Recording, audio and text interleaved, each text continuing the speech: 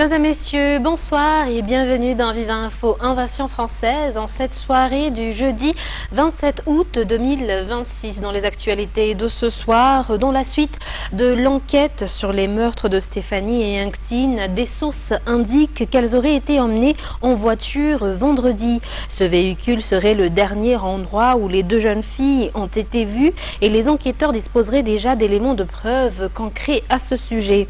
L'autopsie pratiquée sur Anctine a également confirmé qu'elle a subi une agression sexuelle. Selon la famille, elle se serait battue et aurait résisté jusqu'au bout afin d'éviter un rapport sexuel, ce qui aurait entraîné les violences qui lui ont été fatales.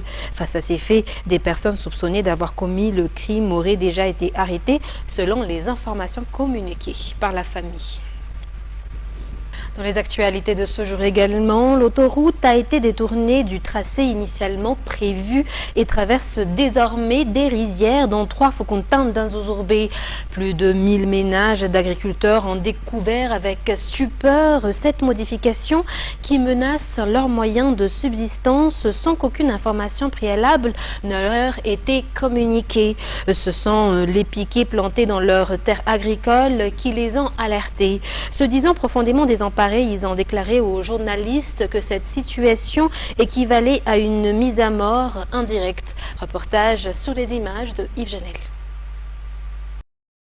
Au total, 102 hectares de rizières situées à Ntsabe, Mianjarive et Mbosaranal dans le district d'Anzozurbe seront entièrement remblayées dans plusieurs jours à cause du projet autoroutier.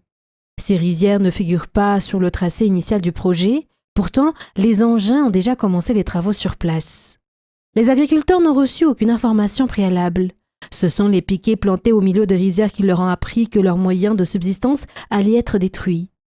À la suite de cette déviation du projet d'autoroute, il ne restera plus la moindre parcelle cultivable dans les 3 Faucontins concernés.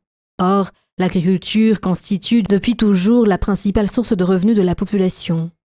Malgré le peu de temps dont ils disposaient, les agriculteurs ont tenté de présenter leurs requêtes aux différents échelons de l'administration. Ils n'ont toutefois obtenu aucune réponse satisfaisante. Les agriculteurs proposent de dévier l'autoroute vers les terres en hauteur plutôt que de remblayer les rizières. Ils ont également annoncé qu'ils manifesteront et s'opposeront jusqu'au bout à cette destruction de leurs moyens de subsistance. Ils s'interrogent par ailleurs sur les raisons qui ont conduit à détourner l'autoroute vers leurs terres. Dans la page politique, la requête visant la dissolution de l'Assemblée nationale déposée par un parti politique et de collectifs d'associations sont irrecevables selon la décision rendue hier par la Haute Cour constitutionnelle. L'article 118 de la Constitution qui définit les modalités de saisine de la HCC figure parmi les motifs invoqués dans cette décision pour déclarer irrecevable la demande de dissolution de l'Assemblée nationale présentée par les requérants. Cet article dispose que les chefs d'institution, un quart des députés, les collectivités territoriales décentralisées, ainsi que le Haut Conseil pour la défense de la démocratie et de l'état de droit peuvent saisir la HCC afin qu'elle examine la conformité constitutionnelle des textes. Pour rappel, les requérants avaient notamment invoqué la semaine dernière la violence par les membres de l'Assemblée nationale de l'article 72 de la Constitution, lequel interdit aux députés de changer de groupe politique afin de demander la dissolution de cette institution. Par conséquent, les députés poursuivent à Tsimbazaz leur deuxième session extraordinaire consacrée à l'examen de cet projet de loi. Restons toujours à Tsimbazaz, un terme est de nouveau à la mode du côté justement de la Chambre basse, enquête parlementaire. Pour la première fois au cours des mandats des députés, l'Assemblée nationale a mis en place des commissions d'enquête.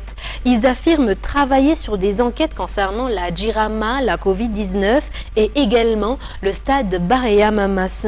Mais que font réellement ces députés? Les détails dans ce reportage. Mardi dernier, après l'ouverture de la session extraordinaire de l'Assemblée nationale, les explications de son président sur ce qu'il a présenté comme les résultats de leur enquête parlementaire concernant la construction du stade Baréa Mamas ont particulièrement retenu l'attention. Selon ses dires, le coût réel de la construction du stade Baréa Mamas n'est estimé à 120 millions de dollars et non à 77 millions comme mentionné auparavant. Alors que les critiques et les demandes des dissolutions de l'Assemblée nationale formulées par les citoyens, en particulier les jeunes, s'intensifient, les députés répondent en faisant valoir les résultats de ce qu'ils présentent comme leur enquête parlementaire. Il cherche ainsi à donner l'image d'une institution qui travaille. L'enquête parlementaire menée par Petra Koutsnian et ses collègues sur la société Jirama a notamment beaucoup fait parler d'elle. Presque chaque semaine, il convoque la presse pour présenter un compte-rendu afin de montrer au public qu'il travaille. Plus récemment, la page Facebook de l'Assemblée nationale a annoncé la création d'une commission chargée d'enquêter sur les dépenses engagées pendant l'état d'urgence sanitaire lié à la Covid-19. Le député Mavitara Sylvestre a été choisi pour diriger la commission.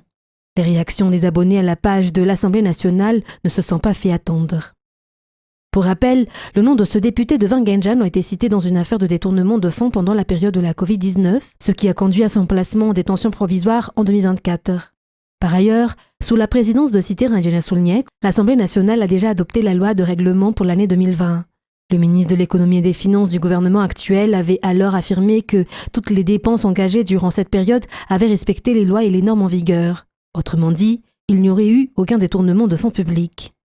Que reste-t-il donc à rechercher dans ce qui est présenté comme une enquête parlementaire ? Pour les observateurs, il ne s'agirait que d'une opération de façade, un simulacre d'enquête visant à montrer au public que l'Assemblée nationale travaille effectivement et qu'elle ne devrait donc pas être dissoute. Mais au fait, qu'a-t-elle réellement fait au cours de l'année 2024 ? Et puisqu'on parle du stade Baréa Mamasn, les dépenses liées à la réhabilitation de ce stade suscitent de vives réactions au sein de l'opinion. Le montant évoqué par le président de l'Assemblée nationale ne correspondrait pas à celui figurant dans les documents contractuels relatifs aux travaux. Des dépenses qui ont déjà fait l'objet d'un audit par les autorités. Reportage. Selon le contrat signé le 20 décembre 2019 pour la réhabilitation du stade Baréa Mamasn, le montant prévu et utilisé pour les travaux s'élève à 77 387 000 $. L'extension des grands gradins face à la tribune centrale a également coûté 80 000 $ à 2 reprises, soit 160 000 $, en plus des autres dépenses répertoriées. D'après les documents contractuels, l'ensemble des dépenses de rénovation du stade Baréa Mamasn est inclus dans les 77 387 000 $. Sur quel document s'est basé le président de l'Assemblée nationale pour avancer que la réhabilitation a coûté 120 millions de $? Il a même souligné que cette somme aurait permis de construire 3 stades aux normes internationales. Selon nos sources, un audit et une enquête sur l'ensemble des dépenses liées à la réhabilitation du stade de Mamasn ont déjà été réalisés par l'État au début de l'année 2026.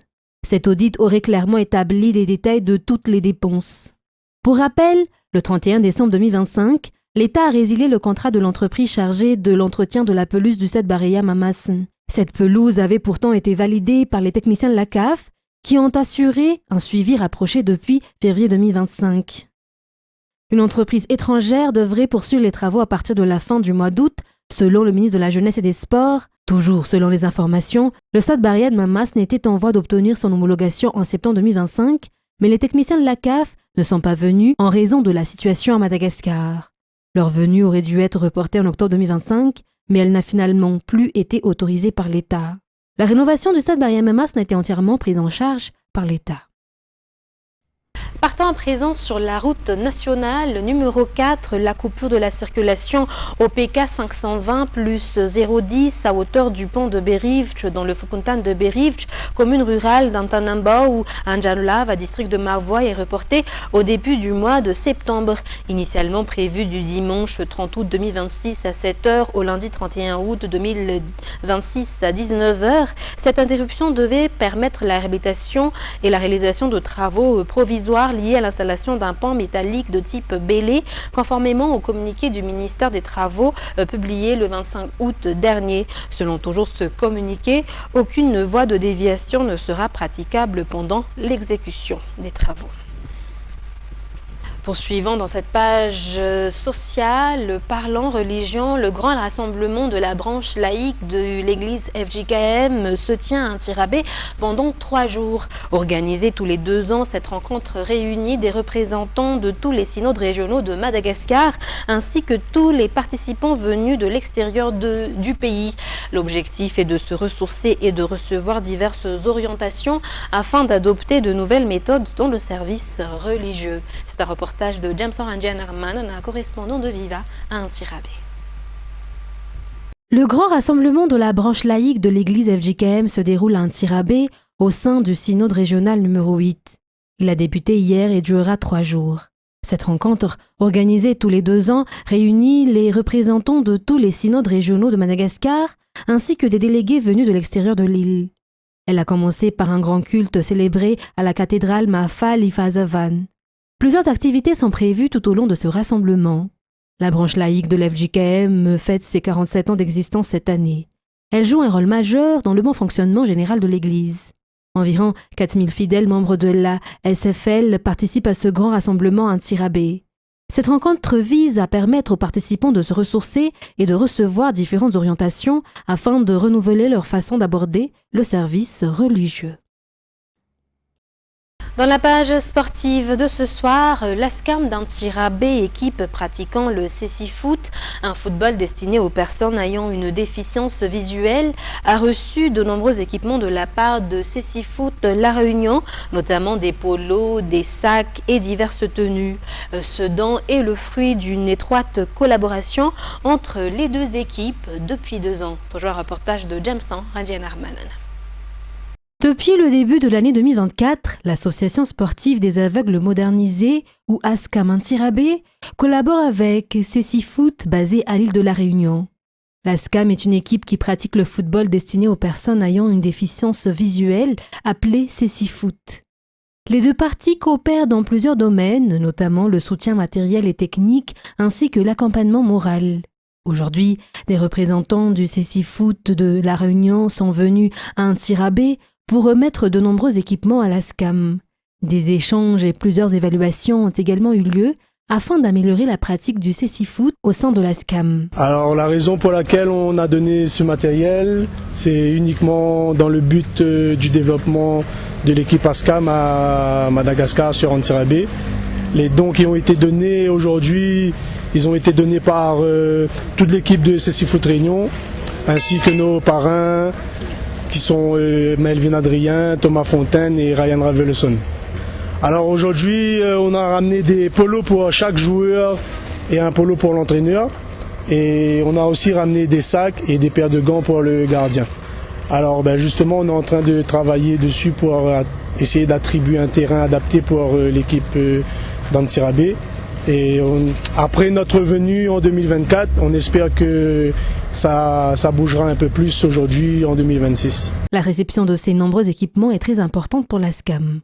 La collaboration entre l'ASCAM et Cécifoot La Réunion se poursuivra. Fanny Louvoizou CBID au sein de la FLM Ntsirabé compte également parmi les structures qui ont toujours soutenu l'ASCAM. Cette dernière occupe une place importante dans la pratique du Cécifoot dans la région Vaknakarach. Dans les actualités internationales, partant au Népal, les recherches se poursuivent dans ce pays et également au Tibet au lendemain du crue dévastatrice provoqué par l'effondrement d'un glacier. Plus de 1300 personnes sont toujours portées disparues, parmi lesquelles de nombreux touristes et pèlerins étrangers.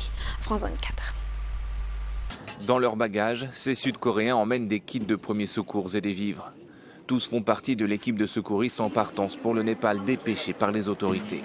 Leur but, retrouver 9 de leurs ressortissants disparus alors qu'ils travaillaient à la construction d'une centrale électrique dans le district de Rasuwa.